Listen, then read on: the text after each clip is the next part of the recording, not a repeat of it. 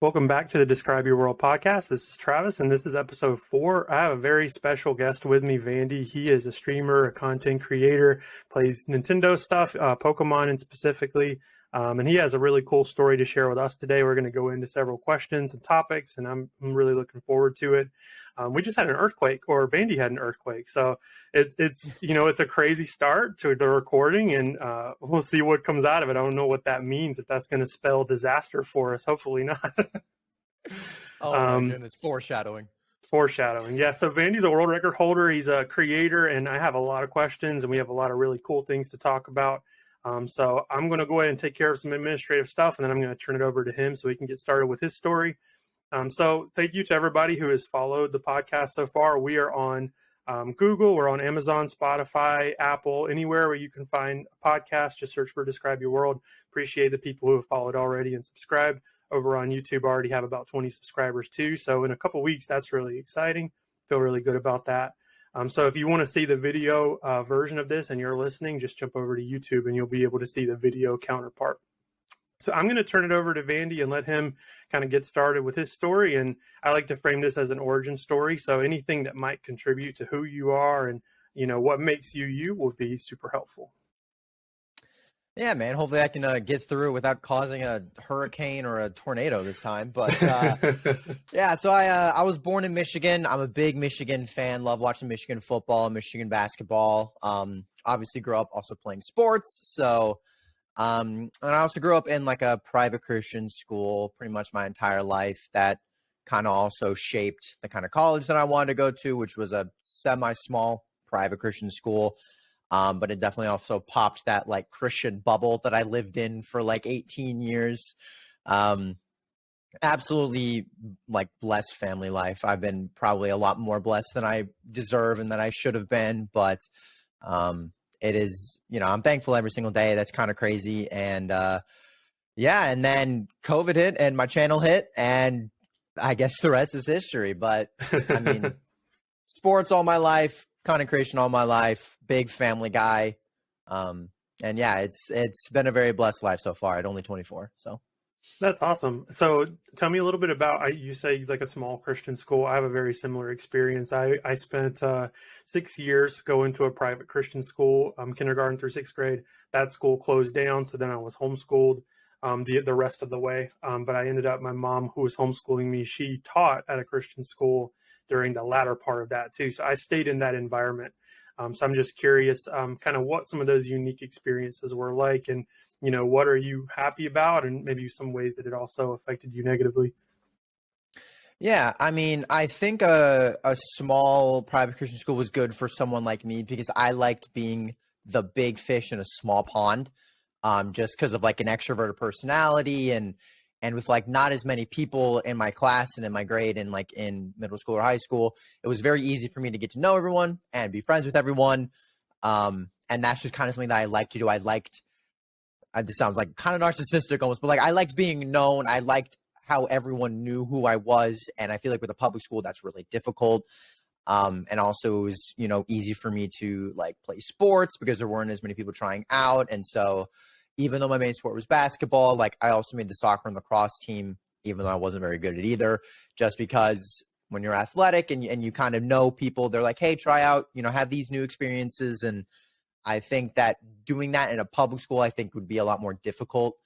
But then on the flip side, some things like that weren't maybe as beneficial for a small private Christian school is like, you don't really have those worldly experiences. You're in this Christian bubble for so long and you don't really realize like the world's not like that at all a lot of the time. And so when I went off to college, even though it was a small private Christian college, there was still 5,000-6,000 people there, people from everywhere, different backgrounds, different religions, different everything. And so, college really kind of hits that pop. And so it was a bigger adjustment, I think, for me than maybe a lot of other people, just kind of learning to adapt to the real world rather than this bubble that I was still thankful to grow up in, but it was a bubble nonetheless. Oh, absolutely. Yeah, I can relate to that entirely. It's a whole new world whenever you step out of that super small town, small environment, Christian values, and then oh, there's the rest of the world, and I didn't know anything about it. And all of a sudden, For it's a little sure. bit daunting. So, what was your church life like growing up? Were you guys fairly normal, fairly average? Yeah. I mean, I think I think my mom was probably the one that kind of pushed us to a lot of different churches, just because she grew up Catholic, but then we are kind of like we're more non-denominational, and so she just I don't want to say was confused, but like she just wanted to experience more, and so for probably about a year we kind of like church hopped a little bit because we went to Elevation, which is like a really big mega church, loud music, strobe lights, but my mom growing up Catholic, like that's the exact opposite of what they are. And so it was kind of cool to church hop because we kind of got to see a bunch of, different churches and stuff, but it was fairly normal. It was pretty much every single Sunday. And then we would sometimes go out to lunch, like a typical Sabbath, a typical Sabbath. Yeah, Elevation is like a rock concert. They've got, Mhm. the biggest and the best and the brightest of everything. So it's like, Yeah, I'm not going to say it's like stepping your foot over the line into that worldly environment, but it's a lot bigger than like a small Southern Baptist or anything else. Um, for sure. and I don't have too much experience with the Catholic Church. I've been in a couple of services with the Catholic Church. That's super interesting, and there's always a lot of differences and different points there. So I'm curious, did you have friends growing up who believe differently, or you kind of stay in your own lane when it comes to faith? Um, in college for sure, and now with my channel especially for sure. Small private Christian school, you don't really have too many because that's for a non-Christian, I don't think a small private Christian school is necessarily the most attractive school to go to. And like there were definitely a few people who were either non-believers or like morally confused or like kind of going along in their own path. But for the most part, a lot of Christian friends, and then in college, um, a lot of Christian friends, but then also just because there's so many people, definitely a lot of non-Christians as well.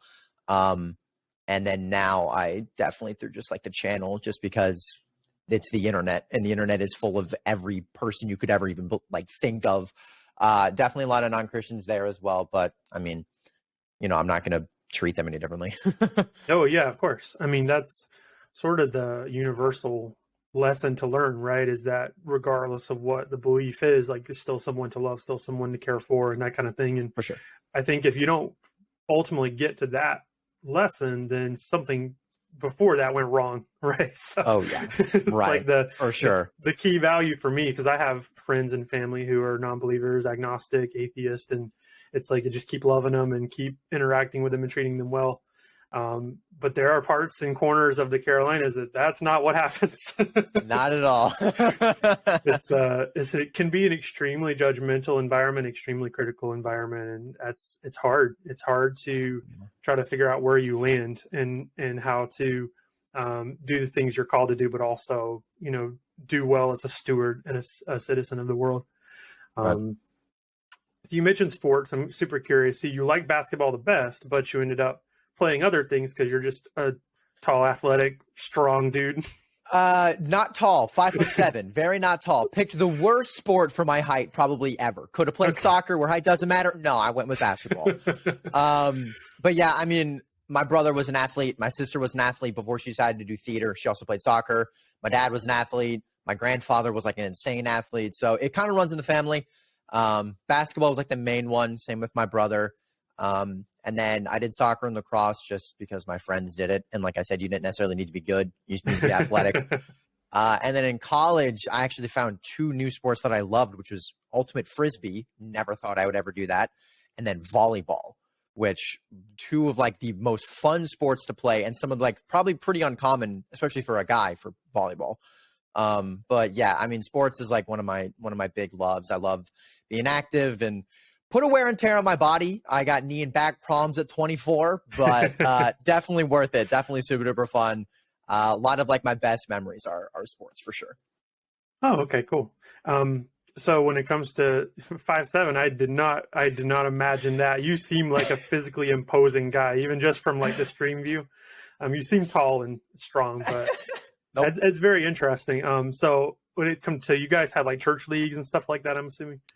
Yeah. So it's so sad. So I did church league for 2 years with a bunch of my varsity basketball player friends. So we didn't really lose, but like we also, that was kind of like a place where we could have fun, you know, and like we knew all the other teams because like, you know, we didn't want to be like jerks and be like that team that would like, not me partaking in the dunking, but like would dunk on them and like different things like that. So we definitely befriended them and we were kind, but I think it was my junior or senior year hit and they said, if you play varsity, you can no longer play church league. And I mean, that was a heartbreaker because that was so much fun to do church league. And like we would play football teams from other schools that just like wanted to play basketball and stuff. But I did it for 2 years, and then the other 2 years, obviously, we chose varsity basketball for like our school over church league. But it was sad, man. I like church league.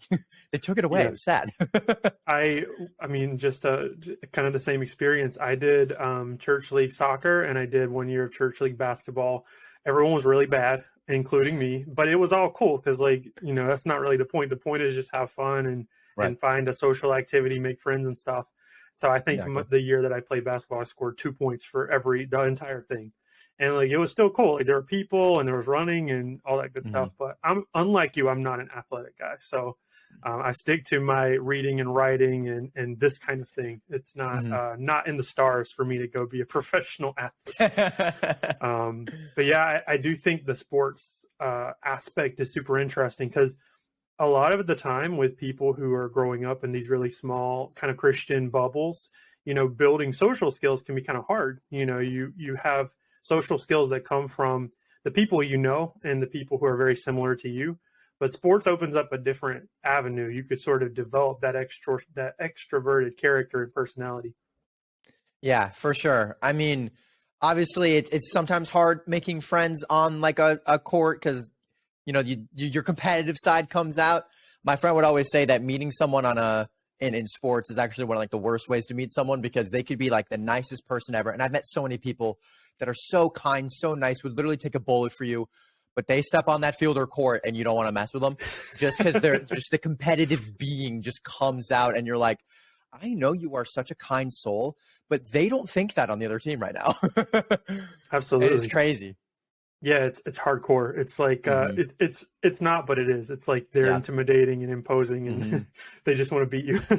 Yeah, they want to beat you, but then they're going to help you up and give you a hug and buy you dinner afterwards, and you're like, what? What? I kind of caught that you said earlier you were born in Michigan. Whereabouts? Like what part? Not specifically, of course, but. I mean, I was born in the capital. I was born in Lansing. So, okay. Yeah, but I moved when I was really, really young. I hardly remember it. We moved to Minnesota, when I was, I think, like a month old. So I don't really know too much about Michigan, or rather remember, but you know, it's my origin. I still like to root for the home team. But yeah, I wasn't even a year old when we moved, so I don't really remember too much. Yeah. Yeah, my wife is from Michigan, and if we're doing the mitten, she's like sort of on the bottom, of the bottom center area.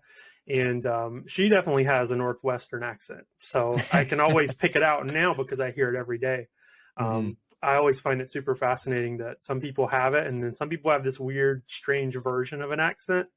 Mine, I definitely get the Carolina Southern thing coming through, but it's really not as bad as when I was a kid. I've sort of gotten rid of it. Oh, I had to.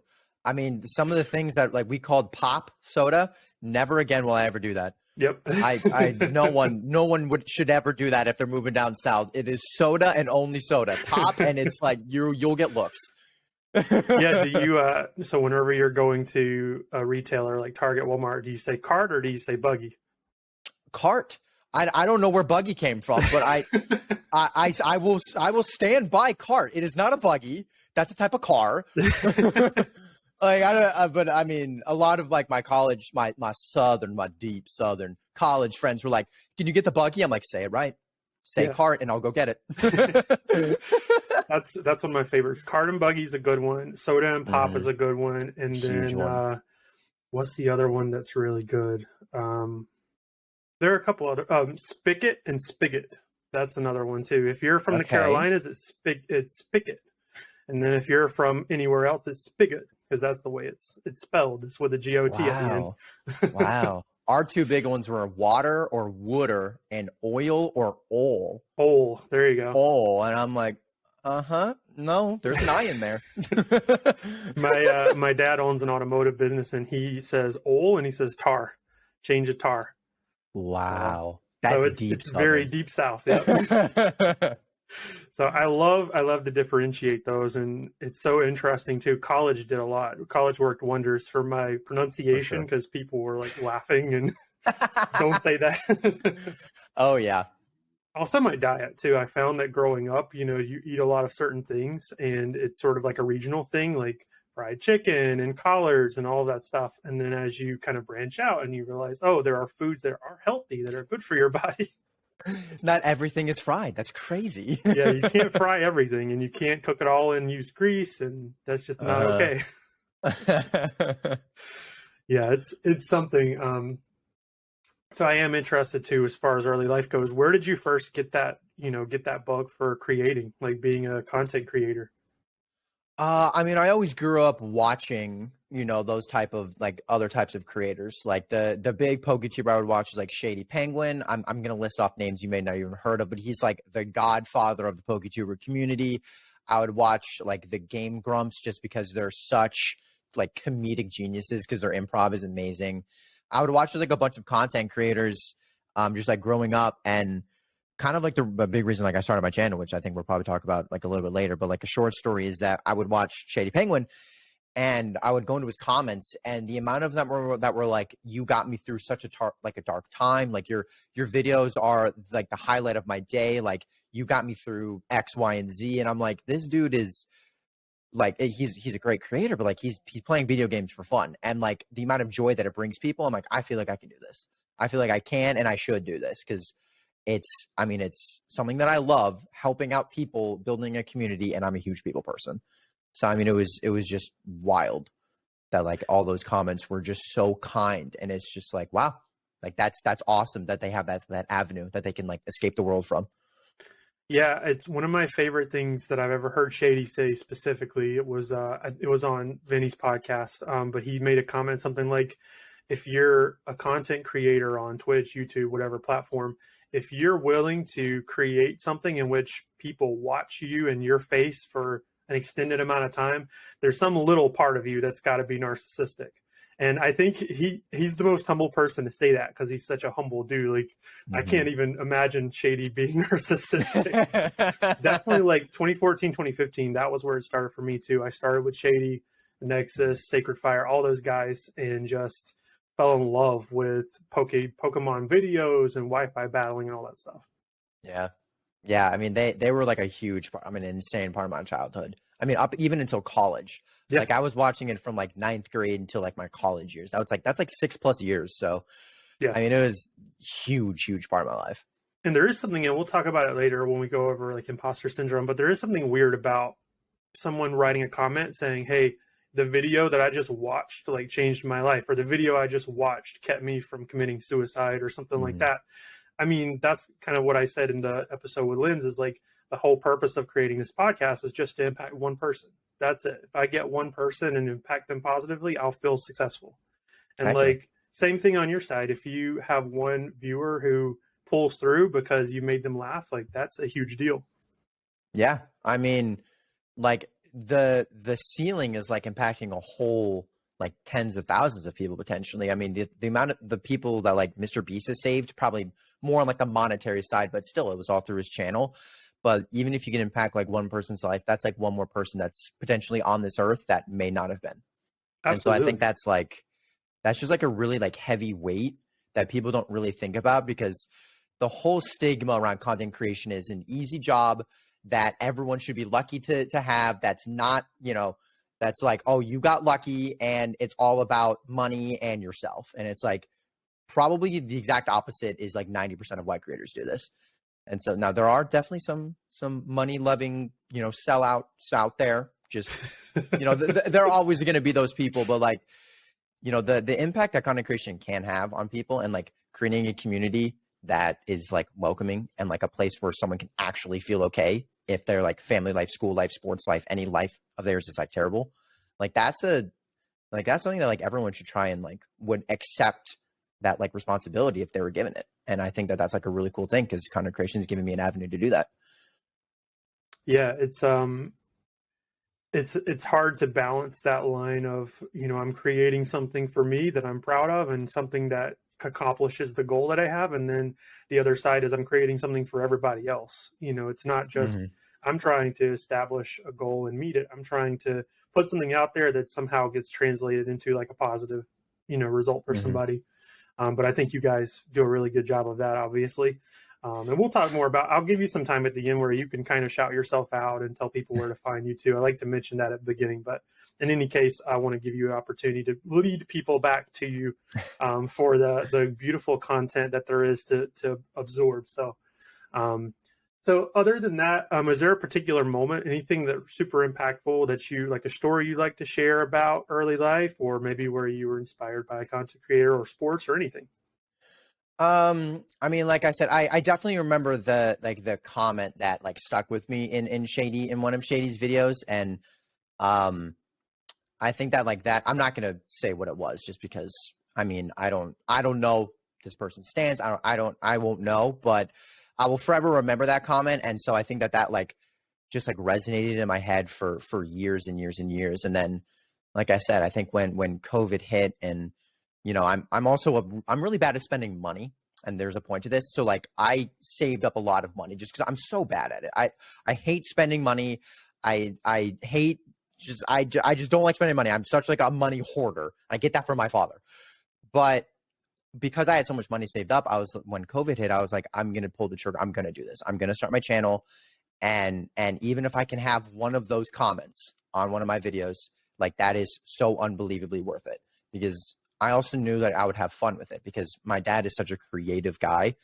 And so like I got that gene. So like I love creating. And so if I can combine creating with helping people while also doing something that I'm passionate about, like that is the greatest job that I think I could ever think about.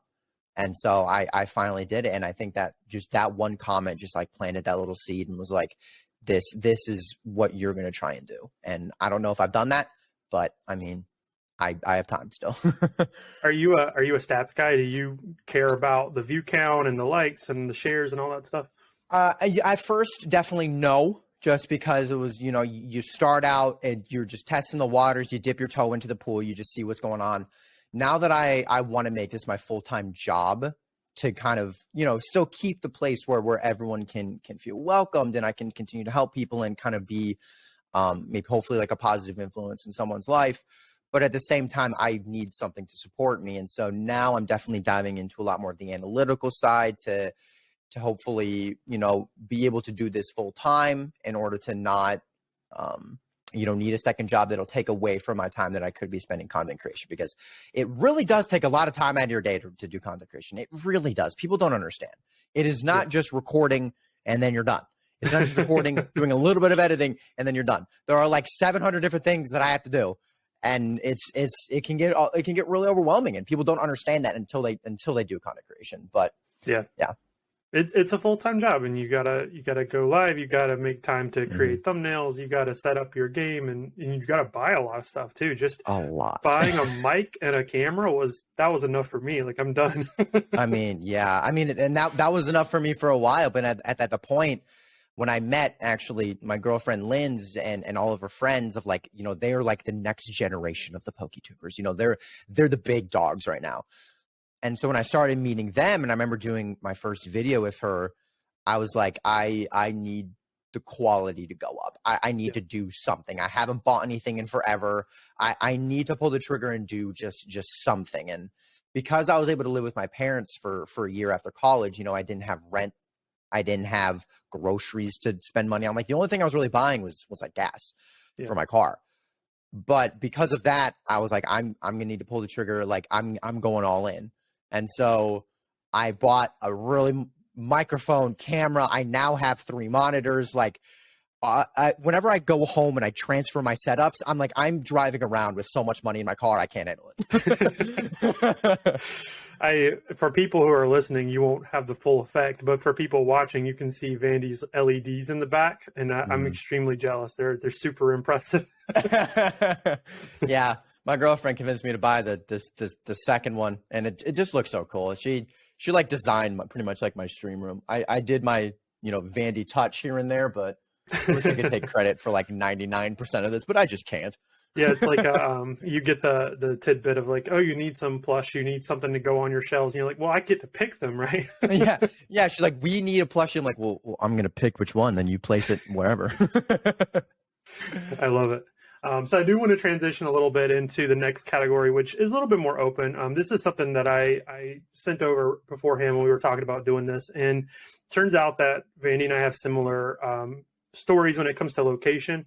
I'm from the Carolinas, and he spent a lot of time in the Carolinas too. So I thought it would be cool to kind of explore that and banter a little bit about some of our understanding and our favorite things about the Carolinas. Not knowing that you were originally from Michigan, I should have had my wife come in and you guys could have gone off on Ohio State. That would have been beautiful. Oh, that would have been so fun. Yeah, she hates Ohio State too, and that's just like in her blood. Yes, I love it. Another one. So we talked a little bit before about you're a Duke guy, so obviously we'll incorporate some of the sports and stuff. Have you gone and seen campus and visited some of the games and stuff like that? Yeah, so we went to a few away games just because those tickets are always cheaper. Like we went and saw them play against like Elon one time because I actually played against a couple of people who went to Elon that year in basketball. So I was like, oh, that's kind of cool. I get to see some of the people that I played against. Like, you know, they're now in D1. Like this is really cool to see. Plus we get to see Duke. So we went to like 2 or 3 kind of like games that were semi near where we lived, but the coach of Duke, like the legendary coach, like the first or second best coach to ever live, retired this past year. And for Christmas, my dad was like, we need to go see a game in Coach K's last year in Cameron Indoor. And so we ended up doing that, which was really, really, really cool. And the tickets are so expensive because it's such a small arena. So every ticket is phenomenal. Yeah. We were at the very top. And it was like almost front row seats. Like it was so good. I mean, and it was so cool to see. And it was like really cool to see like the team that we like had watched on TV for so many years. And so it was really, really, really cool to see that. But I've only been once, but it's beautiful. I mean, it's so cool. Yeah, we went to a Clemson game several weeks ago, and I hadn't been to campus in a really long time. But it's insane. It's like a huge like rock concert. It's like the lights and the big monitors and stuff is like, I know they put millions and millions of dollars into those games, and it kind of blows my mind coming from those small church league sports where there's no money at all. You're just in cheap stuff and cheap cleats. Yeah, I mean a lot of colleges, even like smaller colleges than Duke, like they have quote unquote nicer stadiums because the aesthetic of Cameron Indoor is like it's old. You know, it's been there for generations. So like when we saw my college of Anderson play Clemson as kind of like a preseason game, we would go and it's like triple the size. There's like the little monitor screen at the top where it tells you like the score, bunch of like ads and stuff. Like it's huge. Then you go to Cameron Indoor and Duke is a better basketball team. And it's like you're squished. It's tiny. The Cameron Crazies are so loud. And every seat's amazing. And it's like, wow, it's just so cool. But like the aesthetic is there and it's cool. And Duke's proud of that. Yeah. And you got to see Coach K. So surreal. He's real. He's a real person. He's a real human being. So for people who are listening and watching, this would be similar to like one of us meeting one of our favorite content creators. It's like, they're real people. Yeah. They're really there. Oh yeah. When I first met some of the people that I look up to now that I've been watching for forever, like Dylan, United Gamer, and I'm like, you're a human being, like with a face and hands. Like that's wild. Like it's just like it's surreal to not see them on a camera. Like it's a weird experience. It's definitely really weird. So as far as the Carolinas, one thing that the Carolinas are known for is cuisine, food. Like we've got some crazy good Southern food, Southern cooking. So I'm definitely coming from more of a Charlotte perspective because I live somewhat close to Charlotte and spend a lot of time eating and stuff in that area. So what are some of your favorite things to eat? What are some of your favorite places to eat that people might know? Yeah, well, fun little fact is that I actually have pretty severe food allergies. So my whole like food perspective is a whole lot different. Okay. So normally, you know, sometimes like for my birthday or for Christmas when we want to go to like a semi-nice, you know, kind of dinner, celebratory thing, we would always have to call ahead. But there are some really, really nice restaurants kind of in like Noda or like some good Italian places. But as far as like specific restaurants, just because I have so many food allergies and like food in and of itself is not like a huge thing for me.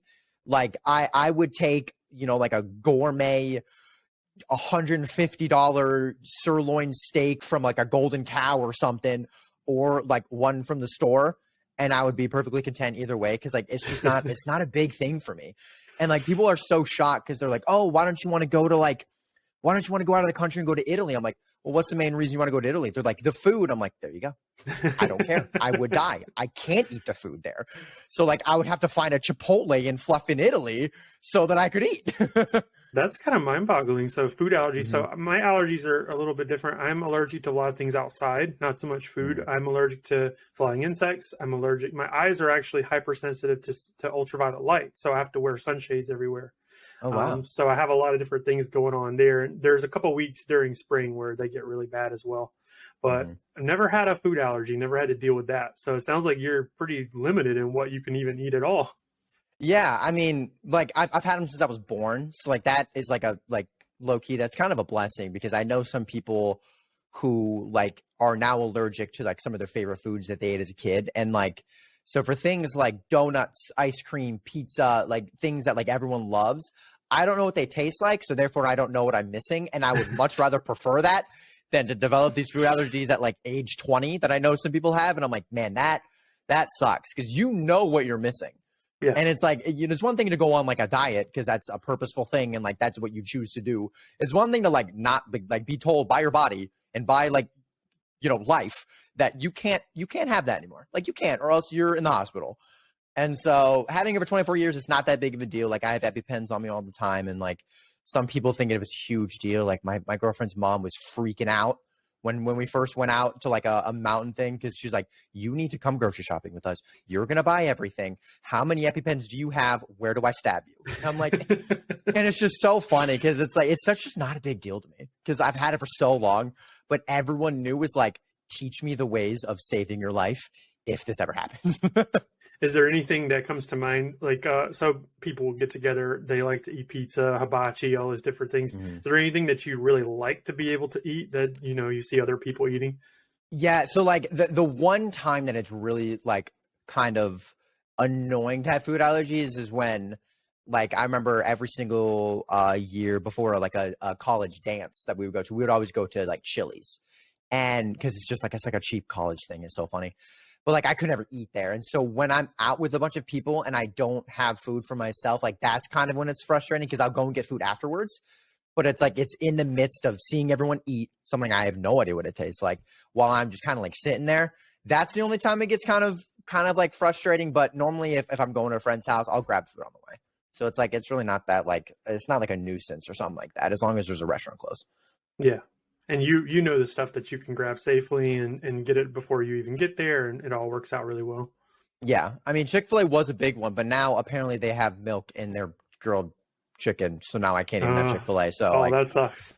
but I mean, yeah, it's just, I'm like, why? But yeah, Chipotle is my big like go-to. Like I absolutely love Chipotle. I could eat it for lunch and dinner probably until the day I die. Like it's so good.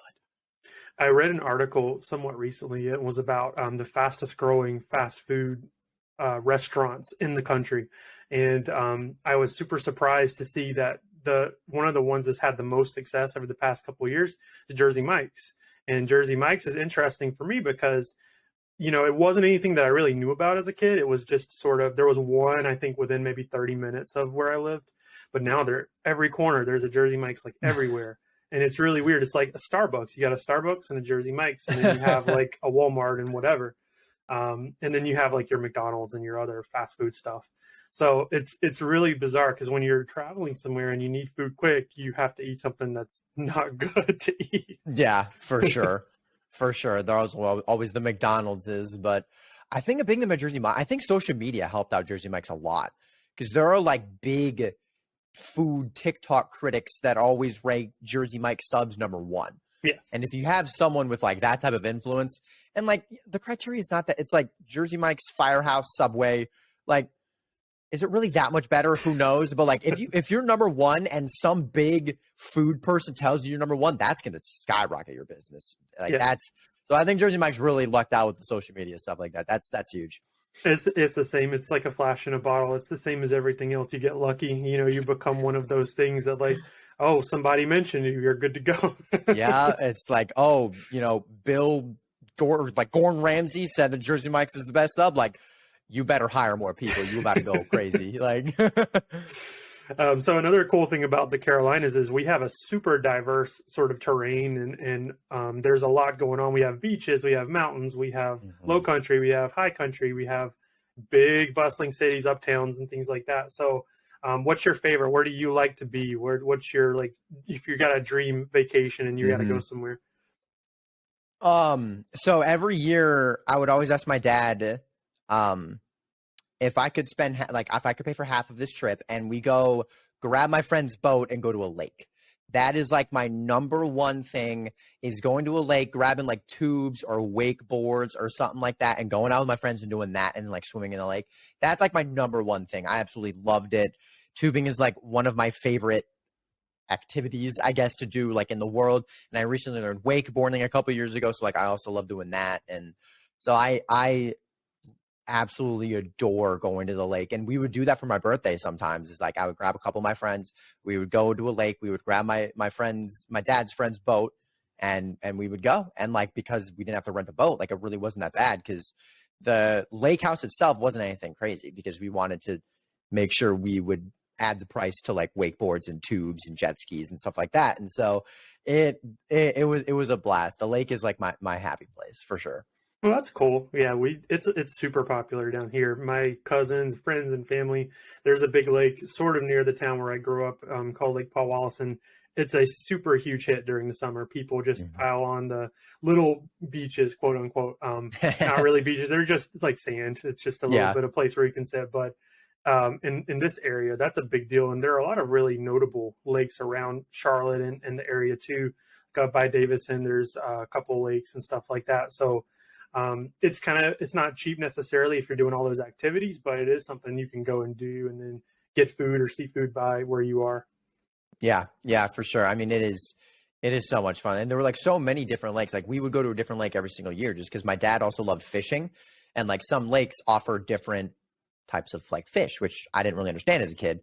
But like when he would like, when we're all swimming, he would just start fishing. He would try and grab a bunch of stuff. We would go to like Lake Norman, like Baden, like all these different ones. And it was just like it was also like a trip for my dad, which is why he didn't really mind doing this stuff. He's like, "Oh yeah, you want to go to the lake for your birthday? Well, that's like a present for me as well. Thank you. We can go to the lake now." I'm a big fan of hiking. We have a lot of different state parks and stuff around, and lots of Mount Mitchell in South Carolina is one that comes to mind, but Morrow Mountain in North Carolina comes to mind. Lots of different places to go hiking, and I don't know. It's something peaceful and tranquil about it. It's a lot more quiet than going to a beach or a lake, but maybe that's my inner introvert expressing himself and desiring to be alone versus desiring to be with people. Yeah, definitely. I'm kind of a mountain guy. I'm definitely not a big hiker. I have asthma, so hiking is like my worst nightmare. I really don't like it, and the view at the end is really cool, but then like you kind of think to yourself like, was this worth a 3 hour trek up rocks and sticks and poison ivy to take really good pictures? Don't get me wrong, and like the view is breathtaking. And then you got to go back down. There's not an elevator. Like you got to go back down, and you're like, this is arguably even harder because now I'm tripping and falling. And so if I had a choice, I probably wouldn't choose hiking. But I also had to do it like for soccer training, which was also Yeah. horrible. But like some of the views that we would go up they were definitely breathtaking. And there's something that I'll never forget for sure. Yeah, and I always appreciate, and there are a couple of them, like this Mount Mitchell was one, but I always appreciate when the park has like you have the option of driving up to the summit, so you can just get the view and then drive back Oh, down, versus the ones oh, where you have to hike for 3 hours and then you just see it. godsend. Oh yeah. If I can drive, I'll go hiking, air quotes for the listeners, all day. I'll go hiking all day. Are you kidding me? Hiking Yeah. in a car? For sure. But if I have to do it with my own 2 feet, maybe we go to a lake. My goodness. Have you been on the Parkway, Blue Ridge Parkway? When I was young, when I was Okay. very, very young, I kind of remember it, but not too much. It's another one of those things where if you're on it, the views are splendid and obviously magical, but there's something about being in the car and just kind of winding around on all these little like mountainside roads. It's like, I don't know if I can just Google it and get a nice picture. I can just, I can play GeoGuessr and maybe find it. I don't know. Yeah. I don't know. I don't know. There's something cool about the journey, but at the same time, I kind of have the same feeling you have about spending 4 or 5 hours walking up a mountain and then walking back down. And like it, like, and for those that love it, like all power to you. Like it is super cool. And like, you're in much better shape than I am. But, if I had a choice, I would probably rather do like tubing or something for sure. Yeah, we used to do a lot of beach trips. Myrtle Beach was a big spot that we would go to when I was a kid, and it's changed so much. Like when I was little, there was some seafood places. There was like the mall was there, and there was like a thrift mall and stuff like that. But now Myrtle's just all attractions all the way down. Yeah, Dirty Myrtle is it's a tourist attraction for sure. That is where we would go during college for spring break and stuff like that. Me and a couple of my buds. Definitely loved Myrtle Beach. It was a blast. It's super cool. And you learn as you get older and you start to plan these trips and stuff down there. There are a couple of parks that are like pay to enter, and there's nothing there but like swimming and sand and the stuff that you really wanted to go for originally. So finally learned about that. But then there's a lot of, I don't know, it's not as crazy as a place like New Orleans, but it's still, there's a lot going on. Yeah, I mean, obviously New Orleans is like top tier, but I mean, there are some cool like Myrtle Beach places. Like I went to a wax museum for the first time in Myrtle, which was really cool, to be honest. I kind of like seeing everything, and I was hoping I was in one of those hidden camera shows where like one of the wax figures was real, and they'd be like, "Hi," and I'm like, "Oh my gosh, no way!" No one was that. They were all wax. But yeah, it was. I mean, that was probably one of like the cooler things I remember doing in Myrtle was the wax museum. I was like, I never expected to like it this much, but it was really cool. Yeah, and they're like Charlotte. They have every kind of food, which unfortunately for you can't take advantage of. Yeah, I don't know. There's a lot to do in the Carolinas. It's really, there are some things that I don't like, but there are some really pretty things about it too. I mentioned it in another episode, but Charlotte drivers, the traffic in Charlotte is just rough. It is a nightmare. The way you feel about Ohio State, I feel about Charlotte drivers. Understandable. You hate them that much? It's rough. It's rough. I had a commute to work. It was 13 miles, and it took over an hour back and forth. And it was just like, just not enough lanes, man. Yeah, and like they're doing construction, which like, yeah, great, but they started that construction before I even entered college, and I graduated almost 2 years ago of college. So I'm like, when are you going to be done? Because right now you're making it worse. Yeah. It's rough. Like sometimes you have one lane and you've got, enough cars for four, and it's super backed up. And like you said, and then a wreck. Inopportune times to work on it too. Like they started doing some of this stuff during COVID when people weren't driving. So that didn't make a lot of sense, and they're still not done. So it's rough. Yeah. And then if there's ever a wreck, just turn around, just go back home. Yeah. And it's funny because like, Waze and Google Maps and stuff, it doesn't pick up on that stuff fast enough. You're in the middle of it before it tells you to redirect. Yeah. It's like, by the way, traffic ahead. You're like, oh, thanks. Thank you for that. Yeah, there's no exit, so sorry. Nope. But, yeah, anything else that's particular about the North and South Carolina that sticks out to you that you want to throw in the mix? I mean, I think we kind of hit some of the big points. Yeah, I mean, I like how there's Top Golf. That's a number one tourist attraction that I absolutely love to go to, because there was one back in my house in North Carolina, and there was one near my college in South Carolina. So that was definitely a big place where a lot of like my friends and I would go, because the food is good apparently. You could get like drinks and stuff, and then even if you weren't good at golf, like it's just fun. You just go out there, you hit, and it's just a great time. Yeah, Topgolf's pretty big. It's really popular for like corporate businesses and stuff, getting their teams together for team building, and popular for like small groups of friends and stuff like that. Definitely seen a lot of that on social media, people going and hitting and getting food and stuff. Haven't tried it myself, just not a golf guy, but it does look like a lot of fun. Yeah, I mean, I'm in a family of golfers. My dad and my brother love it. I'm not the best golfer, but at the same time, like there are so many places where hitting it is good that like, even if you shank it left, right, whatever, like you might get points. Like I have lost to my sister who has never hit a golf ball like ever, but she just consistently hit it in the one right in front of you. And I'm like, well, you suck. So I guess outside of that, I do want to talk a little bit about some of your favorite games because you are a creator and you're a gamer. So are you largely Nintendo, like Nintendo products and Nintendo franchise and stuff? Yeah, I definitely grew up full Nintendo. Yeah, like I have an Xbox and like my brother's big Xbox, PS5, whatever. I was mostly the Nintendo. I was the Mario guy, the Pokemon guy, the Zelda guy. Loved all those Super Smash Bros. I've had every single console from the Nintendo 64 all the way up to the Switch. I don't think I missed one. And I always got like the new games and stuff because that's like a huge love of mine. I think there's probably only one game in my top like five that's not Nintendo, and that's Borderlands 2. Oh, nice. I Okay. love that game, especially the DLC. I think it was just so well put together. The DLC made it 10 times better. I mean, it was hilarious. And like I'm not a big shooter guy. Like I stopped playing shooter games around like Modern Warfare 2 because in case people haven't noticed, in my humble opinion, it's really the same thing over and same with like 2K games. Like it's the same thing kind of over and over and over again. And like for some people, like that they love that because it's like, oh, it's the same thing. It's something but newer. For me, I'm like, I don't really like the same thing of loading into a lobby, hopefully getting a lot of kills, and then like potentially winning a match. And like if you love that, all for it. Like that's super cool. And like Warzone was probably one of the most innovative things I've ever done, thanks to Fortnite and PUBG. And like I almost played that because it was so unique and different. But I'm more of a person where like if you're gonna release a new game, like make it way different. Make it like a Mario Sunshine to a Mario Galaxy. Make it like a Zelda Ocarina of Time to like a Zelda Wind Waker. And like that jump of creativity and like difference of like a whole new story, levels, bosses, like that's way more attractive to me than like same game, same concept. You're doing the same thing, new guns, new map. Like that's not different enough to me. Yeah. So you wouldn't be a speedrunner. You don't want to play the same game over and over.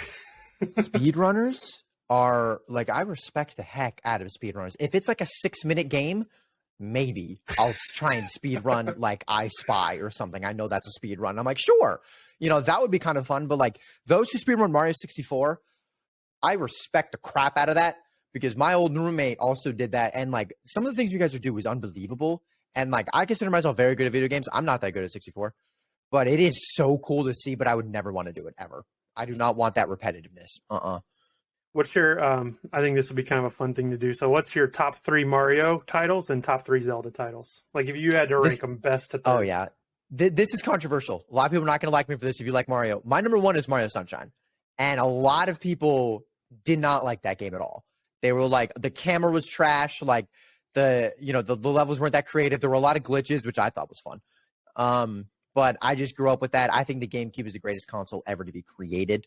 And so I absolutely adore like every GameCube game that pretty much came out. But Sunshine's my one with Mario Galaxy 1 and 2 right behind it. And I haven't played Odyssey yet. I heard it really wasn't worth it, which kind of like shocked me. But I'll definitely play it eventually, even though it's been out for a bit. But I want another 3D platform for Mario. Like I want it so badly. And then, oh golly, Zelda. Breath of the Wild is one. I have to. I know it's the newest. That game was amazing, and I'm so pumped for the second one. But I would probably say Breath of the Wild is one. I got to go Ocarina of Time is two. And then I think we're going to go Wind Waker is three. Oh, you hurt my heart a little bit, man. You didn't throw Twilight Princess in there. I know, and people are going to hate me for that. I loved Twilight Princess, but I got to give the edge to the other three. But if you like Twilight Princess and that's in your top 3, 100%. The only one I didn't really love too much was Majora's Mask. Yeah. I don't know why. I beat it. Yeah, I think the time-based thing for Majora's Mask kind of kills it. It's like the reason I love Zelda is because of the exploration, and I just can't explore. I have to go linear and just do... You're constantly stressed. Yeah. Like, I don't want to constantly be stressed about time when I'm constantly stressed about killing things. Yeah, I don't know that Sunshine's a super hot take. I think that there are some people that'll be mad, but I also... People that love Sunshine are like really love Sunshine. My people.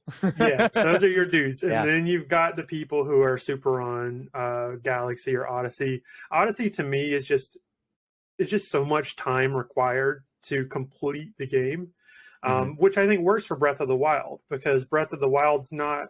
I mean, it's a collection game, but not that much of a collection game. It's Whereas open Mario, world. yeah, and Mario is like it's a collection game, and it's just there's just so much time required to do that. Um, Mm-hmm. I was also a big GameCube guy. Love the GameCube. Some Mm-hmm. of the best titles, and then some of the best third-party titles too.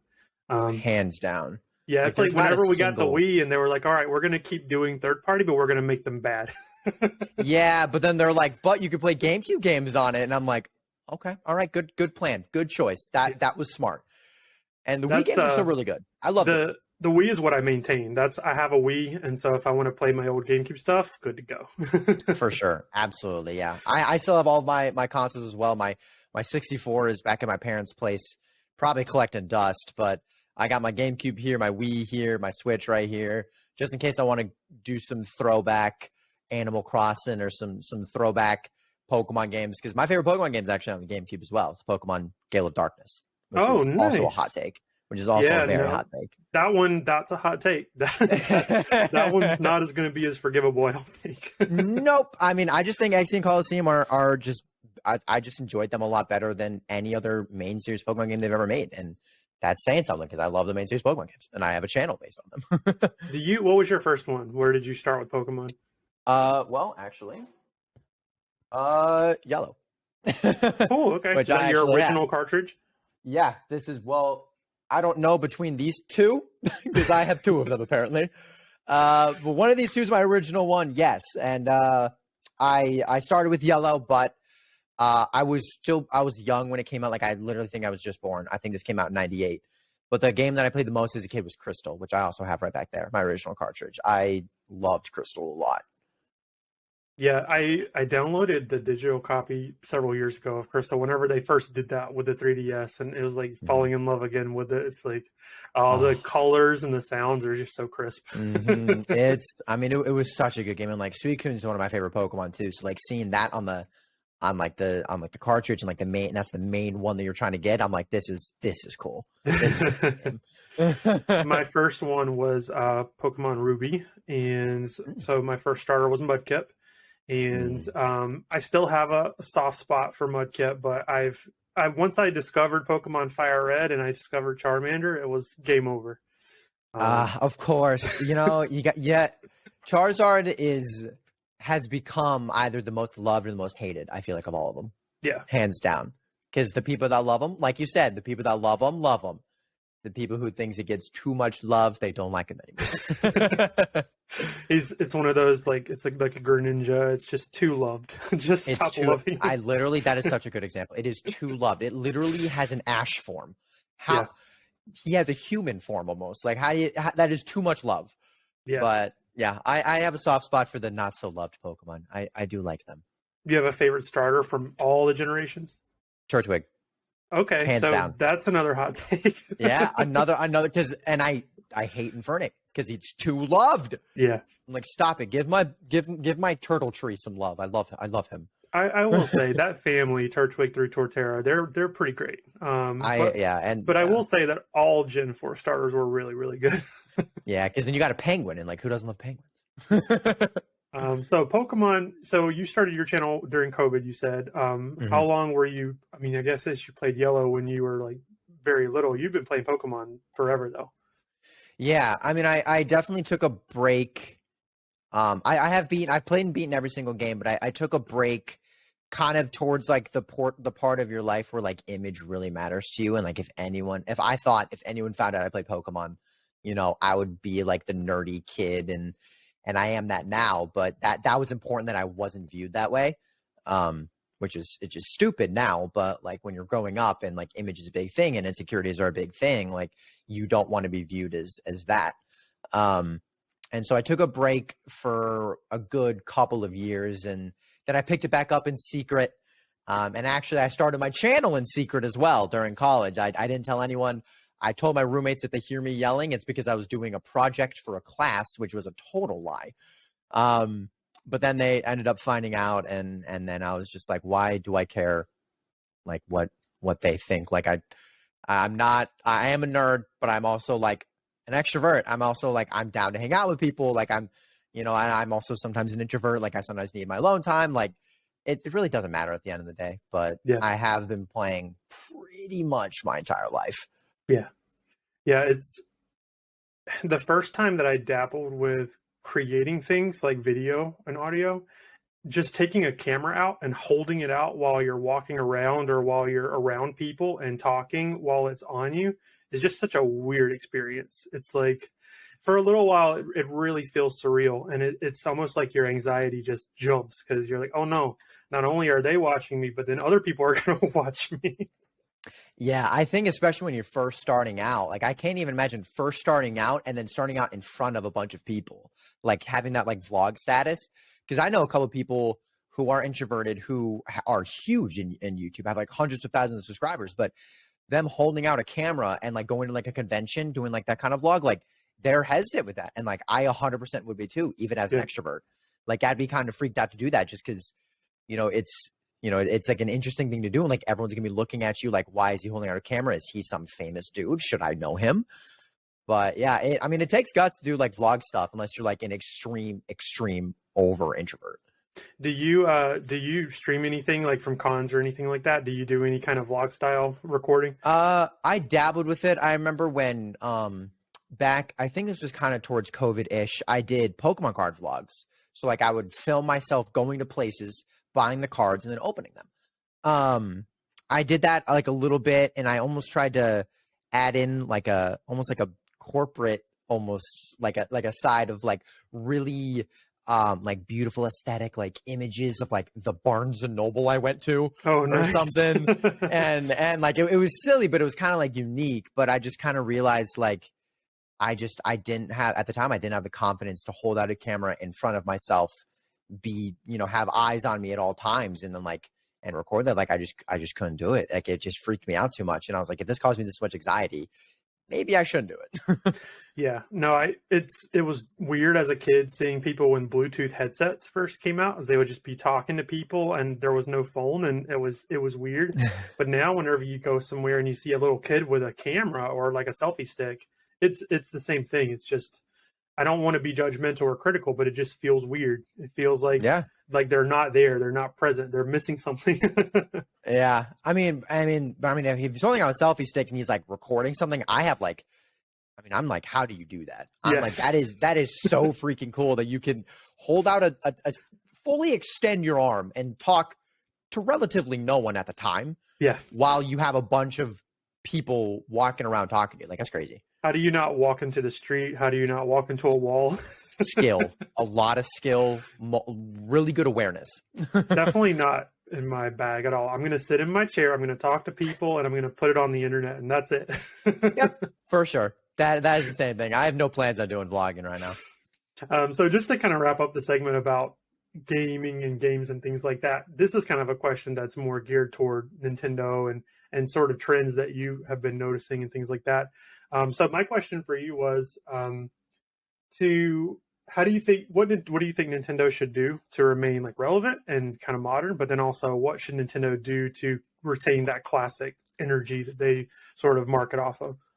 Yeah. I obviously, being around a bunch of content creators, we have these discussions a lot because we all have our own personal opinions about what they should do, what they should not do, and mistakes that they have potentially made in our opinion, which we're not game developers, so this is just opinions that we have. And for me, I think two like traits that every game from now on they need to have in order to be successful are some sort of online feature where you can do it with your friends. And Scarvy, Pokemon Scarlet and Violet, they have done that. You are able to play in real time with 3 other people, and that like is such an unbelievable thing. Because if they would have done that with Legends Arceus, because it's kind of already died down.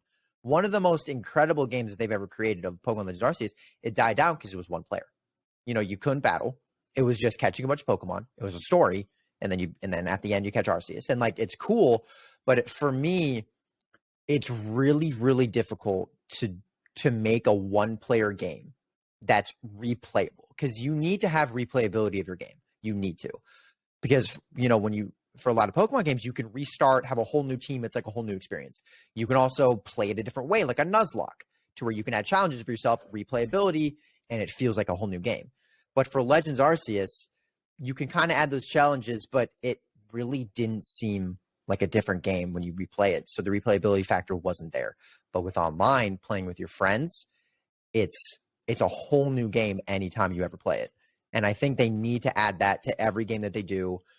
Because modding now also do that with Mario Odyssey, where you can play it with a whole bunch of people, and that's incredible. And like people are having whole new ways of playing because it feels like a whole new game. And then the other factor, in my humble opinion, is open world.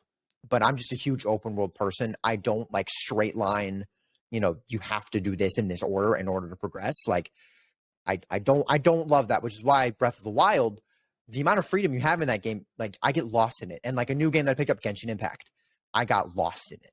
I don't think I have progressed in that game in like 3 weeks because I just want to just do stuff. I want to go places and I want to kill things and get bosses and whatever.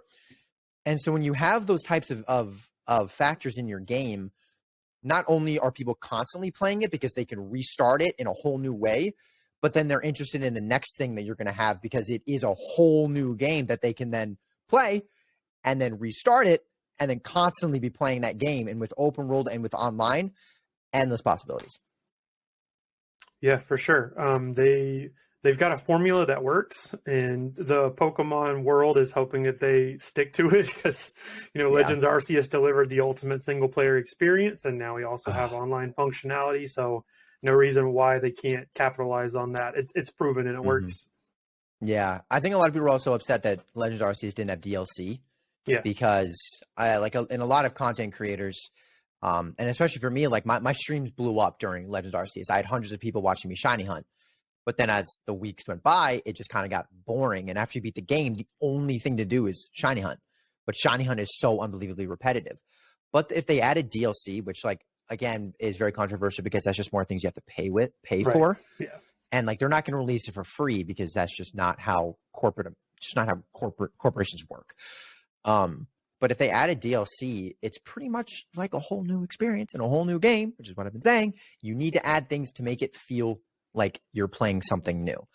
And the gap between Legends Arceus and Scarlet and Violet was so big that people are now playing Sword and Shield again because Dynamax Adventures, the DLC, is something that we can do with our, with friends because it's online. And so that's why it's so attractive to people because you can do it with friends and you can shiny hunt, but it's like unique. And Sword and Shield is starting to get a little bit stale, which is why Scarby is coming up. But if they had DLC sprinkled in the middle of that, Legends Arceus would still be the game to play. Hands down. Awesome. So I wanted to get into content creation because this is your lane in your field. This is what you do best. So I'm just curious of what's your process like? What is it like? It's a certain time of day you like to record or work, or if there are challenges or things that come more naturally to you that you want to talk about as far as your creative genius.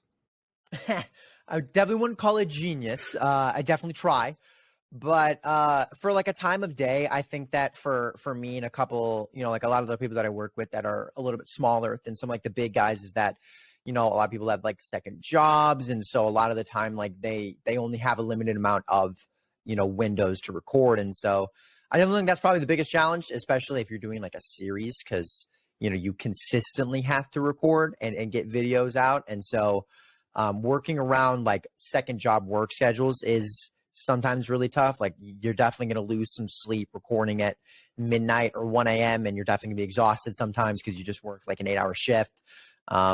So until, this is a thing that can fully support all of us, like just working out schedules for everyone is sometimes really tough, especially for like a big collaboration. Cause it's like, oh, I can do this time, but I can do this time, but I can do this time. Okay. 4 a.m. it is. And it's just like, all right, I didn't want sleep anyway. But I like for a mindset, I definitely think it's different for everyone. And because I'm such like an extrovert and like I'm a people person and like talking isn't necessarily something that like I struggle with. I think that there's not really like a specific thing that I do or like vocal warm-ups that I do. I think it's just really nice to get into the call, for whoever you're working with kind of beforehand, whether you've known them for 10 years or 10 minutes, and just kind of start talking to them, just kind of, do whatever you can to kind of get blood flowing, get the mind flowing and kind of get just like the banter kind of happening. Cause, everyone and their mother in every video is more extroverted, more, more over the top just because that's just like the creative process and you're not fake and especially not You know, you're not trying to be fake. And like for me, I'm very energetic. I'm very, you know, loud, boisterous, weird, and I have like that kind of extroverted personality. And so, you know, recording videos is pretty much how I just like talk in normal conversations, just a little bit more over the top and mobile. I don't know if that's the right word, but just more like, you know, I guess dramatic, but not in like a fake way, but just to kind of keep it entertaining. And it's definitely not fake because I'm a very extroverted and loud human being. And I think that's helpful for the kind of content that I want to make. Yeah, I meant to ask you about that. I was going to find out if the Vandy that we see on camera is just you, just being you, and that's your personality. I understand there's some drama and some antics that go into it because you have to be entertaining. But I mean, I know some people are way different off camera, so I thought that was an interesting aspect of it. Yeah, I mean, I definitely think it was shocking. I've met a lot of people through my channel, a lot of other content creators, and it shocked me. And this definitely isn't a bad thing, but it definitely shocked me to learn how many of them are introverted, especially watching their videos. I'm like, you seem like such an outgoing, loud, you know, crazy person, you know, whatever. And then like I met them for real, and they're all like, you know, they're super, you know, they love their alone time. They're introverted. They need like their social battery depletes pretty quickly. And like a lot of them are like, oh, you know, I loved hanging out, but like now I need to spend, you know, however long just like alone. And I'm just like, you know, it's just foreign to me because like the for sure the person I am on camera is the person I am off camera, hands down. I am the loud, you know, personality that talks with their hands and laughs loudly and stuff. And so there's definitely no fakeness there. There's definitely no like I need to up my antics for the video. Like that's like it's just all, I don't want to say it's all natural because like that sounds super narcissistic, but like it's just a natural thing just to be like on camera. And like ever since I was a little kid, I loved being on camera. So like this is such like a almost like a comfortable feeling to like record. And so it was really shocking to meet so many people that were not like that, but they were so good on camera. And I'm like, that's such a skill thing. That's so incredible that you can be so entertaining, but then are such just like this like I don't want to just like this quiet person. And I'm like, wow, that's shocking. Yeah, same. I mean, I'm that guy. I'm that super quiet guy. I don't. The people skills that I have come from my job, just from doing IT and tech support, and people calling me, and I have to fix their problem. My people skills do not come from me because I'm super quiet. I like to be alone. I don't like to be around people, and it's weird. You know, there are creators who have a totally different persona on the internet, and so it can be jarring for people watching to see that persona, and then they're like, "Oh, wait a minute, that's a real person who needs to be alone and have space." And but it sounds like you're totally cool, like you're just rocking and rolling. Yeah, I mean, yeah, and so there's like a con coming up, Anime Week in Atlanta, where like a bunch of us are gonna go, and there are so many like Lynn's my girlfriend who's like another big content creator. She almost had to give me like lessons of like what to do if someone goes over the line when it comes to like social boundaries. And again, I'm an extrovert. I love meeting new people, but then there are some things that apparently, you know, like some people have had to deal with where like there's like a line and like you don't cross the line. And if you do cross the line, respect the person. But I definitely didn't go over the line when I met the people, but like talking to them and being like, hey man, like, yeah, super excited. And they're like, hey, I'm like, oh, you're like a pretty quiet person. Not a bad thing, but like, you know, when I first started my channel, I just for sure thought everyone in front of the camera was just an raging extrovert because that's just what I am. It's easy to assume it. Yeah. Yeah, for sure. And again, not a bad thing. I'm not trying to bash introverts because there are a lot of people and I love all of my friends who are that. But I just thought, I guess just wrongly, that like being an extrovert and being on camera just went hand in hand. And like, that's not the case.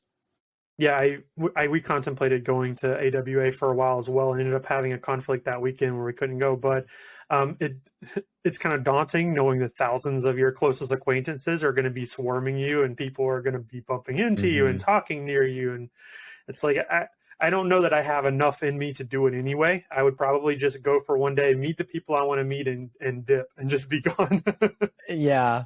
Like I'm not a big creator, so like I can't even imagine like the people that are gonna, you know, that have hundreds of thousands of subscribers that like people are literally traveling so far to meet. Like I couldn't imagine that pressure. Maybe there are one or two of my community that'll kind of be there, and I'm super excited to meet them. But I think just being associated with them, I think is just another thing of like people who want to be in on like the cool kid people and like don't really understand like these are human beings that need space, they need alone time. Like don't follow them to like the bathroom, which apparently has been an issue.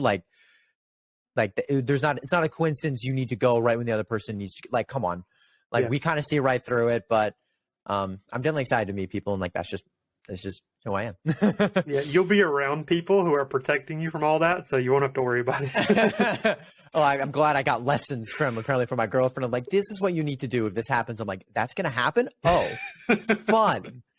So for anybody watching, if you happen to be going to AWD, don't follow Vandy to the bathroom. That would be a very bad thing to do. Please don't. If you have to go, there are other bathrooms. There really are. And like, I don't think it's coincidence that if you need to go and I need to go at the same time, 6 different times, that's not a thing. This isn't a cycle. I'm kind of curious about this too. So part of the podcasting world for me is just getting this out in as many forms as I possibly can. So audio, video, and just a really wide net so I can catch as many people as possible just to grow a following.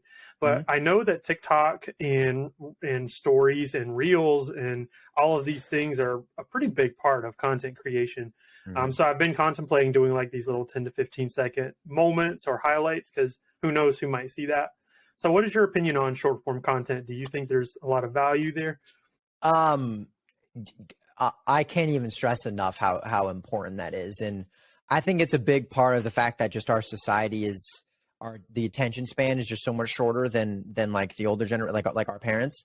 Like they, like me growing up, like a 35-minute YouTube video was like, that was it. Like, let's go. Or like an hour of power was like the greatest gift ever. But now because of TikTok, because of Vine, which was like the root of it, and because of the YouTube Shorts, now it's like the amount of content you could consume and like how quick it is, and between like 10 to 10 seconds to 1 minute, and like how easy it is to absorb all that, it is incredibly important. And so for me, like YouTube Shorts is huge, and like I have posted 3 of them recently, and they've all gotten over 10K views. One is like skyrocketing, like it's getting thousands of views an hour because YouTube is just pushing the heck out of all of them because they want to compete with TikTok. But then TikTok, the discoverability is so amazing because there's less creators and there's less content that TikTok needs to push. So I've also uploaded a ton of TikToks that have gotten hundreds of thousands of views, and you can put them on both channels, which I think is also huge. And so short form content, because you can post it on 4+ different platforms for one video, I think is the new best way to be discoverable. Because if they like the short form content, if it's similar to what you do on your YouTube channel, on your podcast, why wouldn't they like the long form of it? And so that's a huge thing that I also had to learn, was that, you can have a niche, but then you need to have like a niche within the niche, which is so ridiculous, but that just helps appease algorithms, both and on any platform. And so for YouTube Shorts, I have 2 different channels, one specifically for shorts, one for long form content, and then specific kinds of shorts that I post on both channels. And it's so many different branches and avenues and different things that you just have to think about when it comes to short form content. But if I could, kind of sum it up, it's just the best way to be discoverable, because a small creator can get 1,000 subscribers in 2 days. If they have 2 shorts, blow up. If they have 2 TikToks, blow up. And because companies are pushing them so hard, if you're thinking about doing them, pull the trigger. I will forever say that, for sure. Yeah, there's a streamer that I really love called Healthy Gamer GG. He's a mental health guy. He's a psychologist. He reacts a lot to TikTok because he likes to talk about ADHD and how you get those few seconds to take the person's attention, and then it's kind of over. You have a moment just to grab their attention, and then they're gone. And it really shows up in YouTube analytics. Like, you have a 2-hour video and the retention's 3 minutes, then you missed something. Like, you needed something else at the beginning to just kind of lock them in. So it goes back to some of my creative writing classes. Like, the attention grabber at the beginning is really important. Yeah, it's huge. Like, for long form content, your intro is probably the first or the second most important part. First could be your thumbnail, because that's what gets people to click. But like the intros, you know, they used to be like yo, what's going on? My name is Jerry. Welcome back to the channel. In the last episode, we did this, and today we're gonna do like. Now, if your intro is more than like 25 seconds, you're probably losing them, which is shocking. But that's just the attention span of everyone in society now. And so, you know, the intros are like, my new intros are like 15 seconds, and then it's like boom, video. And it has to be a smooth transition. You can't really introduce yourself anymore. You can't be like, welcome back to the channel, man.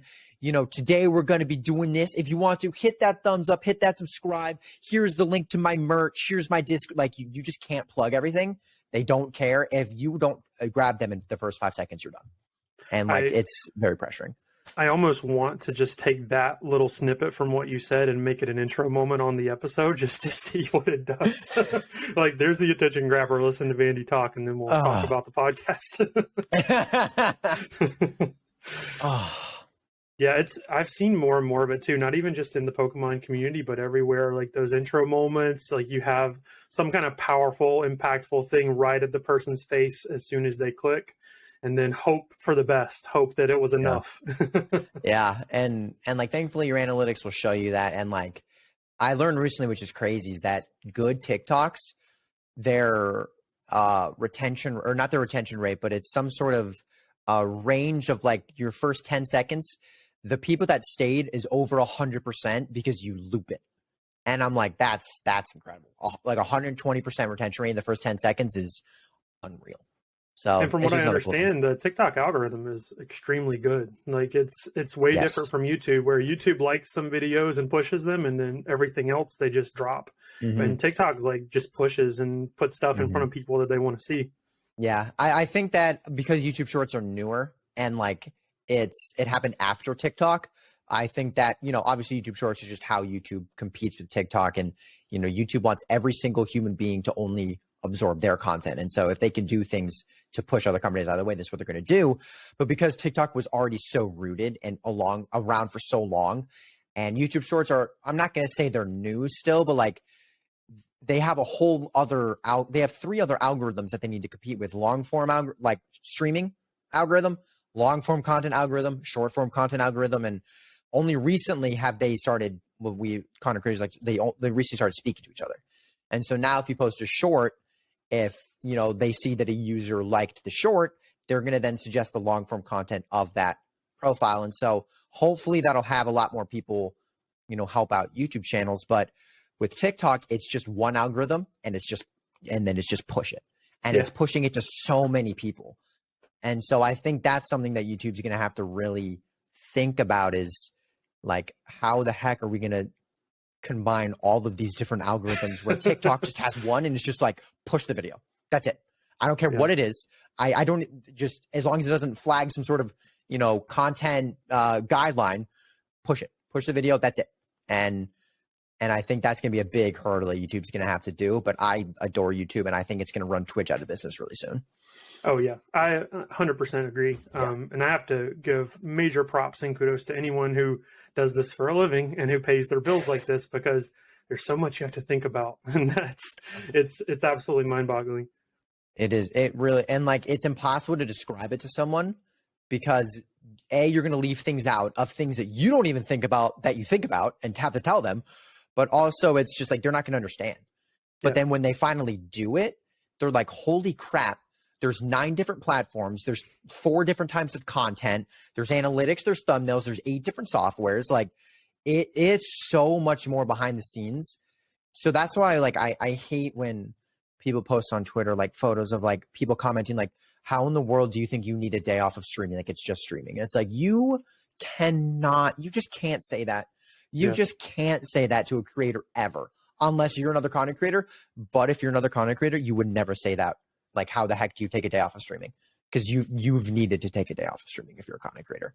Like, it's just a thing. And so it just breaks my heart when people crap on creators of like, dude, it's not like you're working construction. Like, all you're doing is sitting there playing video games. It's like, okay, I'm not saying I'm freaking building buildings or whatever, but like, it's a lot. It's a lot. You can't capture it in one conversation, but it's just so many moving parts. And we'll get into it shortly here, just kind of getting toward the end of the conversation. But just the concept, and I've seen it before, and I know you've seen it too. But when you have a big creator who has sort of done this for 10 years and they're established and they have this following and they know how it works, and then you have someone smaller who's trying to kind of mimic that or do something similar, and you have these comments that are like just bullying the smaller guy. Oh, it's draining to go see it in the comments section. Well, I had it recently done to me. I mean, it's unreal. It's when, and this is no fault to the big creators, because it was never the big creators. It's the insane radical followers of the big creators that then think that they need to defend the bigger creator if they see a smaller creator do something similar to what they did. So I had a comment on, I had actually probably about 10 comments, but I had a video do pretty well recently of what's a trend called a Then We Fight. And it's a big thing in the Pokemon community where you have some sort of challenge, and that's how you build a Pokemon team, and then you battle with that Pokemon team. And so me and a bunch of my friends, some smaller creators, we found these really cool different forms of these Pokemon to where they like no one's ever used them before. So we started to use them. And then like it was really cool because then the bigger creators started to approach us like, hey, can we do this? And it was really kind to even ask, they ask us like, that's super, because we didn't own these Pokemon. Like we got them from like other creators and designers that we ended up crediting. And they approached us like, hey, do you mind if we do that? And we're like, for sure. But then when they started posting their videos, every video that I have posted using those same types of Pokemon are like, you're just copying fill in the blank. You're just copying this person. You're just copying this person. This content isn't good because you're copying this person. It's like, A, we use these first. B, you don't need to defend these big creators because they don't care that we're doing it. Like the creators themselves don't care as long as you're not like specifically taking fully some sort of idea or thumbnail or dialogue or anything. But it's like the really radical followers that just have so much love for the big creator, which is great, but they feel the need for some reason to bully or crap on like the smaller creator. And it's like the bigger creator didn't ask you to do that. The smaller creator doesn't deserve that, especially with all the things that they're already going through trying to make a name for themselves. It's like there's no point in doing that. Does it, I mean, I don't know that much about YouTube, but you would have a much more informed answer. So if somebody goes and leaves you a comment that's just kind of crapping on what you're doing and just they took the time to watch because they obviously didn't like something and took a shot at you, does that help you at all? Is that engagement? Oh, for sure. Every comment, I'm like, heck yes. Which is why, and it's kind of like a funny YouTube thing, is that some people, and I kind of, I do this periodically here and there, is that I'll say something incorrect. I'll like pronounce a Pokemon's name incorrectly, or like I'll say something that's not true. Like I'll call some Pokemon like a different typing than it really is. Like 4 to 5 comments, and sometimes they're like kind of kind. They're like, wait, I thought this was this or whatever. You definitely get some mean ones, but it's like, thanks for the 10 comments. And it's just it's called comment farming, and it's super funny, and like it's not like a dirty thing, but it's just like, and you don't do it every video because also you want to feel like you're knowledgeable in the craft that you're doing. But at the same time, it's kind of funny. it's pretty funny, and it for sure helps. It's like, thank you for the comment, and if you comment back and they comment back, thank you for the other comment. And it's just like crapping on a creator really helps them, which is why I would never do this. And I kind of hate people who do this, but like the people that like they make videos about how something is terrible. And it's like, for a fact, you don't believe what you're saying, but you're going to farm so many comments, so much engagement, and you make a living off of like, talking trash about games, talking trash about creators, talking trash about a game that's pay to win. And it's like, you don't believe what you're saying, but you believe that what you're saying will get you impressions. And that's all you care about. And I hate creators like that. And it really does frustrate me. It's I guess if we were to jump back a few decades, it would be like satire, but it's different because with satire, you're trying to entertain and make someone laugh. Yeah, it's whereas funny. Now you're trying to insult people. Yeah, now it's like you're actually trying to cause harm while gaining money and not credibility, but like gaining money and fame, whether good kind of fame or bad kind of fame. And like that's just such like a dirty way to go about it. And like it's one thing to make a video voicing concerns and also like praising the game and wishing they did something different. It's another thing to make a video about like why Pokemon Legends Arceus is the worst game ever made. It's like, A, not true. B, you don't believe that. C, no one watching is going to believe that. But you're quote unquote smart enough to know that that's what's going to get you views, clicks, impressions, whatever. But like, I would never want to do that. We'd much rather hear the hot take than just watch someone enjoy something and, have a good time. Which is sad. I mean, I think this is a great segue into imposter syndrome, which we sort of talked a little bit about before we started recording. I think it's sort of a big deal right now, and I think mental health in general is a really big deal. So for anyone out there listening and watching, definitely take the time to dive into some of these topics, imposter syndrome and different things, and just kind of get an idea of what it is, because people like Vandy and other creators, they're people and they're experiencing things, and maybe it's hard to understand that until you have like a real conversation or meet them or something similar. So for me, imposter syndrome is just sort of like you don't feel like the response you're getting or the kind of engagement you have actually equates to who you are as a person. Maybe it equates to Vandy323, but it might not equate to who you are. So I'm just curious your understanding of that, and if you have any experiences or have felt that way. Yeah, I mean, when I first started my channel, I definitely didn't want to put on a persona. And like some people like putting on a persona, but they say it's a persona, and that's whatever. Like you have people who are just like overly loud or crazy or insane, and like they're probably pretty extroverted if they do that, but that they're not always this insane sporadic person, and like that's just kind of like the character that they play. When I started my channel, I definitely wanted to be me. I am pretty sporadic and weird, but not over the top sometimes. But I definitely wanted to be me. I wanted to be pretty authentic. I wanted to be open, like about my background and my Christianity and my sports love and just like me, because I feel like I think the thing that creators will find out is that a lot of people are there for you, which is what you really love because that's your community, and you have people that are there for the specific type of content that they want. And so you have so many creators that will go from like Pokemon to like Splatoon, but then a lot of people don't come, or they're like, dude, go play Pokemon. Like, why aren't you playing Pokemon? This is stupid. Go play Pokemon. And it's like, but then you have the people that are really there for you, and that's really big. And something that I think all creators will have to do and kind of like learn is that you have your community and then you have like your Pokemon community, and those are two different things. But in regards to like getting compliments that I don't think I deserve, I hate getting compliments. I don't think I deserve any of them. And I think it's not because I think I'm like some horrible human being. I definitely hold myself to a pretty high standard. And that's just like, I guess a personal thing. And I've had, and I've thought about this for like years, and I've always thought this, is that like my life has not been that rough. Like I've met so many people that have gone through so many things and are so unbelievably strong, and it just like blows my mind that they're still fighting, and they're still smiling, and they can be so positive, because I know if I went through that, I would be okay eventually. But I couldn't even imagine going through what they went through, and I haven't had to go through so many of those things to the point where like I feel like I've been too blessed, and I feel like there are times where I even have like asked God. I've asked Jesus, like send me a punishment, because I'm too blessed. I've had too good of a life, and now I'm doing content, which is my dream. Like, why do I deserve this dream? I'm doing really well. Why do I deserve to do really well? Yeah, I'm putting in the work, but other people are too. And so when I get all these comments of like, you're such a good creator, and like, it's really nice to hear, and it's probably the best thing to hear as a creator, is like, you're one of my favorite creators for sure. But at the same time, it's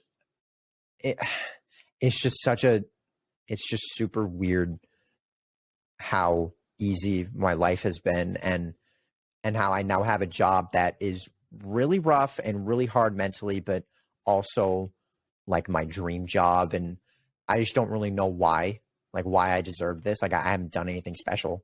I went throughout my life. I did the typical thing, college, high school, college, sports, whatever. And I just don't know why me? And so I always just like, I just see like a community that I've built already, and like people that donate me money, or that watch my videos, that share all these people that I've like met. And I'm like, why? Like, why did I deserve this? Like, I'm not this like charity. I'm not I'm not this person who's going to change the world. And so like all throughout my life, I just never feel like I deserve it. So that's a huge thing that I think I struggle with, is I don't deserve any of it. And like, I find it really hard to accept things when I feel like I didn't earn it or deserve it. Do you have, as far as your worldview specifically, do you have a sense that there's a lot of good luck, good fortune, and you kind of get lucky and you become one of these people who has a huge platform where you can inspire, motivate, help other people? Or do you feel like this is part of your calling, like this is your purpose, like you were put in front of them because you can do something that other people can't do, and so there's a meaning to that? Mm-hmm. I mean, obviously, like as a Christian, you're like, it's all about free will. So I feel like, Jesus isn't like it's not like a deistic God. Jesus isn't deist. Like he is here, but, predestination isn't real for me. And like he lets you do what you kind of like want. And, he's not like this controlling like puppet master. And so for me, for content creation, I feel like it definitely was one of the things that I was potentially called to do.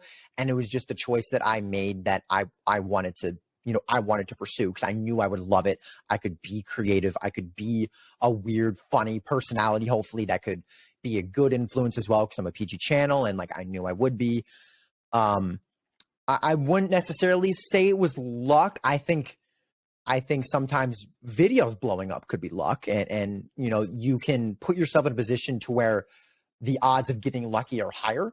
I think that's kind of how I view it, because some people are like, YouTube's not luck at all. Everything is, analytical, or YouTube's all luck.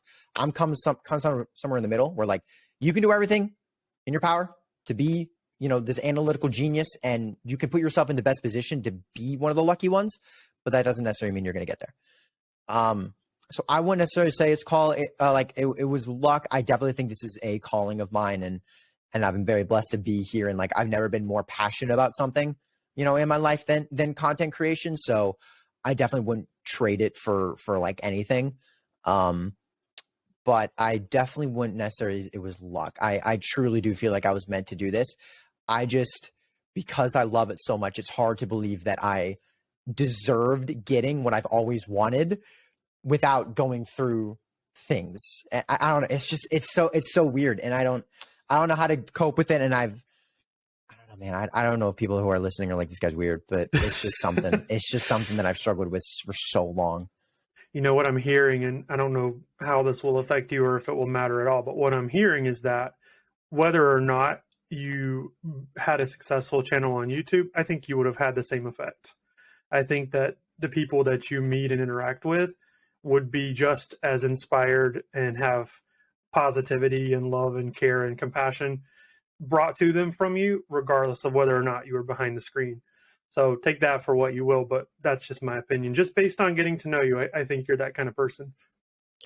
Thank you. And that's hard. Again, that's hard for me to take, because I don't know, but and that obviously that does mean a lot. And I try and be the person that, is showing love and kindness, especially considering I've been shown that all my life. And I have a lot of respect for people who do that when they haven't had a good life. And again, my girlfriend's like one of the most incredibly strong people, and you've met her, and she's just one of like the strongest people I've ever met. And she's gone through some stuff to where I couldn't even imagine. And she's still one of the most like positive people ever. And she wants to help people. And like, that's just such like a cool trait, to where even though I haven't gone through stuff, like I want to be that same person that can show love and compassion and respect and don't judge anyone, especially as a Christian, which we are viewed as pretty judgmental people. So can you, before we jump into this final part, the final segment, can you give us maybe a brief story, one of the lower moments from your career as a creator, and then also in contrast, one of the better or higher moments? Probably, I don't know if there's necessarily like one low moment. I think that what people don't understand about content creation is it is the biggest roller coaster that you could probably ever go through. And there's so many things that you need to do in order to not to be mentally burnt out or mentally discouraged or just like mentally beating yourself up. And, people are like, don't worry about the analytics, but then it's like, well, analytics is the only way you grow, but then analytics is what's going to determine your mood. So like find the balance, but how in the world can you find balance about, analytics? Because either you see them or you don't. And then that's how you improve. But if you improve too much, then it's gonna become super like filled with anxiety if like something doesn't do well. And so I definitely think a lot of my low moments have just been really discouraged, and comments kind of getting to you, and people who are kind of for no particular reason trying to kind of tear you down for maybe like a cool idea that you've had, or something that you were really proud of. Because I feel like everyone can kind of understand being really proud of something, doing something, and then someone crapping on it, and you're just like, that was so unnecessary. Like, I was super excited about this. But for like a specific low moment, I can't really necessarily think of one. But probably a high moment definitely was meeting, my girlfriend through my channel. I think that was really, really lucky. That I literally met someone who's like super similar to me. And then I think like meeting a lot of people that I looked up to, and I definitely don't get like starstruck. I definitely don't. I definitely am able to meet people pretty easily, but meeting them was pretty stressful, and learning that they were really cool and really kind. And like, people say you never meet your heroes, but like the inspirations that I met were definitely very kind and welcoming. And then there have been some other things that I'm not going to make public, but like they've kind of helped me through them. And like they've been there when I feel like they weren't going to be, and I feel like that there were some things that have happened. I thought that they were maybe going to hate me, and they didn't. And so it was just kind of, I don't know, it was just kind of cool to see that the people that I've looked up to, and the people that do what I do, but in such like a better way, and have been doing it for so long, and to meet them out like off the camera and realizing that they were still really good people that, actually did care about me, even after only meeting me probably like 4 or 5 times. I think that was really just like reassuring. And I think that was really, really, really cool, because I definitely know a lot of people who have met their creators off the camera and they're not what they expected. Yeah, that would be devastating, but also just real life stuff. I mean, you don't know what somebody's going to be like until you get in front of them. And it could be that they're having a really bad day. And so I think that's something to take away too for people listening. If you meet someone, maybe someone who's a celebrity or someone cool, someone that you look up to, and they don't respond the way you expect them to, just consider, this might not have been the best time for them. And maybe they're not like that every day. Yeah. Or they've met 700 other people and they're hungry, tired, whatever. Like, yeah, because I think it also is on the person that's meeting them. Like, they have such a high expectation, and like almost an unrealistic expectation. And I think it would really kind of break my heart if someone met me and they were like, "You're not what I expected," in a bad way. Yeah. I think that would probably break my heart pretty well, which is also why I wanted to be me. And so like, if you don't like me, you don't like me if you don't like me on camera, you're probably not going to like me off camera, to be honest. Because like, I'm the same, but I didn't want to be like a shock to someone. I think that would kind of break my heart a little bit if they had such a high expectation of me and then they met me and they're like, "Oh," and it's like, "Oh." Yeah, that's the worst. Oh. Oh, and I'm like, "Oh no, wait, come back. Sorry." You're such an interesting person. You have that super humble approach of like, I don't deserve this necessarily, but then you also have the, no, I want you to like me. Yeah, it's rough, and my girlfriend would always say it's because you're a Leo, and like, God bless America, just no. But yeah, it's a weird spectrum of like, I really try and be humble, because I also don't like arrogance in other people, but at the same time I have such a high standard for myself that like, whenever people meet me, like, I want them to be positively influenced. And if I don't live up to like some sort of expectation that whether they've created or that I've set for myself, like that's heartbreaking to me. Absolutely. Well, we have one more segment to go, which is just concluding the interview. Do you have anything else you want to discuss, talk about, hit on before we move in? If any of you are listening and haven't hit that subscribe button or that follow button, I definitely think you should. I will commonly say, and he did not ask me to say this, but there are a lot of people who start podcasts who are pretty big in like clout chasing and stuff like that. But he's a very genuine dude. Travis is an absolute awesome guy. He's very, very organized. He absolutely loves what he does. He has organized a lot of different things. And he was talking about how sometimes reaching out to quote unquote established people, which I don't think I would consider myself established yet, but reaching out to people who have already had semi of a community and somewhat of a platform is kind of nerve wracking and kind of a shot in the dark. But at the same time, it was very easy for me to see how much he loves what he does. And I think that that's kind of rare to see, that he's not a money chaser. He's like a love for the podcast kind of person. And so I think that deserves your follow and your subscribe, because this is a great podcast, and it's just the beginning as well. Well, definitely did not pay him to say that. Definitely did not put him on the spot to say that, and greatly appreciate it. You know, for me, I don't consider myself to be someone of importance. I just like telling stories, and I think you have an awesome story, just like Lynn's has an awesome story, just like my other guests have awesome stories. So that's what I'm trying to do, is just push those stories out to people because they deserve to hear them. And if I don't make a single penny off of it, totally cool. I just want to get your story there. Mm-hmm. Sure. So we'll move into the last segment here. So basically the way this works is going to be fairly quick. A couple of different things I like to do. Number one, I have a list of 10 questions that I'm going to ask you, and you're going to have to answer totally off the cuff. So these are going to be like one word, one sentence, whatever you feel like saying. Gosh. Then I'm going to summarize our conversation, give some final thoughts of how it impacted me, what I feel about it. And then I'm going to turn it over to you so that you have space to shout yourself out, to say anything you'd like to say to conclude the episode. We'll play the outro music, and then we're done. All right, here we go. All righty. So this is my favorite part. So I save it for the end because I don't think anyone else cares about it, but I do. And just for those listening / viewing, this is inspired by James Lipton, who had a show in the 90s called Inside the Actor Studio. And so at the end of each interview, he would do these 10 questions. I have somewhat modified the questions for content because, much as Vandy said earlier, I would like to have a PG show and something that people can listen to if you're younger or older or what have you. So these have been edited for content, but they're still entertaining. So I think we'll have a good time. Here we go. So Vandy, what is your favorite word? Flabbergasted. I'm dead serious. Flabbergasted, name of the episode right there.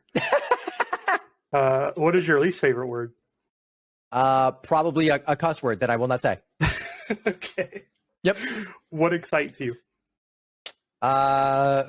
Friends. What upsets you? Arrogance. What sound or noise do you love? Not my alarm. The Animal Crossing rain music from GameCube. Oh, super specific. What sound or noise do you hate? My alarm. Easy. What motivates you to act every day when you wake up?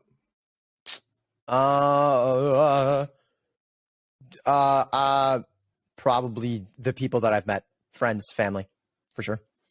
What profession other than your own would you like to attempt? Basketball coach. Oh, that'd be cool. What profession would you not like to do? Food and bev. Anything to do with that. True. I mean, you're allergic. I mean, it's going to be a tough time. Oof, and the stress that they go through. Oh, I respect them. And the last one is the hardest one. If heaven exists, what would you like to hear God say when you arrive at the pearly gates? Probably, I forgive you. I think that's probably the 3 words that I would like to hear. Wow. Okay. I mean, everybody's answered that differently. I love that, though. That's beautiful. That's sort of the whole story right there in the 3 words. So just to conclude, I'm going to give some thoughts about our conversation, and I'm going to turn things over to Vandy so he can give his closing statement, and then we'll play the outro music, and we're all good to go. So for me, like, I've learned a lot just from talking to Vandy and Linz and different people who create content. I think, you know, we have this picture of people when we watch these videos or these live streams, and we understand them to be these personalities, and they have certain story they're trying to push and a certain product they're trying to push. But from what I understand from these conversations, it's like these are people, human beings who feel a lot and they hurt a lot and they go through a lot, suffer a lot. Job's not easy. You know, just like any other job, there's a lot that goes into it. So I have a lot of respect for them, and I have a newfound perspective on that. And I just think that I understand a little bit better, and I hope that listeners do as well. That, you know, these are humans that you can touch and talk to and interact with just like anybody else. And just to be super respectful about that, because whenever you're writing a hate comment or something that's intended to inspire some kind of negative emotion, like, don't waste your time. You know, if you have something negative to say, just don't say it. Because they've already had so many other negative things to process that day, and it really sucks to have just another one. So Vandy, I really appreciate you coming on and talking. I'm really grateful for you, for your time. I'm really grateful for what you do. You're an awesome content creator, and I definitely implore everyone listening to go subscribe to Vandy, and he's going to now tell you how to do that, how to find him. Yeah. So my YouTube channel name is Vandy323. That is my old Club Penguin name. Don't judge me.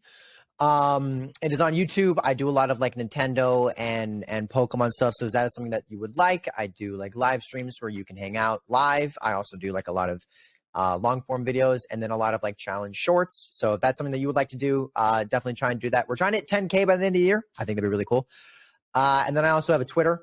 I think it's at Vandy323YT. Yes, I am the guy that put YT in my name. I thought that'd be cool when I first made the Twitter thing. I was like, oh yeah, I'm gonna be that cool guy. But yeah, you can all follow me there. That's probably the best place to like get in contact with me as well. Because I answer Twitter DMs pretty regularly. I also have an Instagram, Vandy323. I'm not super active on that. I will try and be better, but I don't like Instagram that much. But yeah, it would definitely mean a lot to me. And it would also be cool to comment on some sort of thing like, hey, I saw you on the podcast. And I think that'd be really cool just to see how many people have come over through the podcast, because that'd be really cool. And also follow the podcast because this is awesome.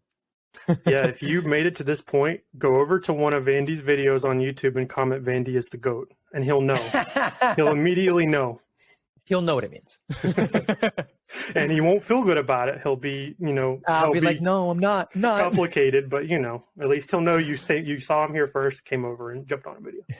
Cool. Well, again, I appreciate you. This has been awesome. Really great time. I'm going to hit our outro music and then we're all set.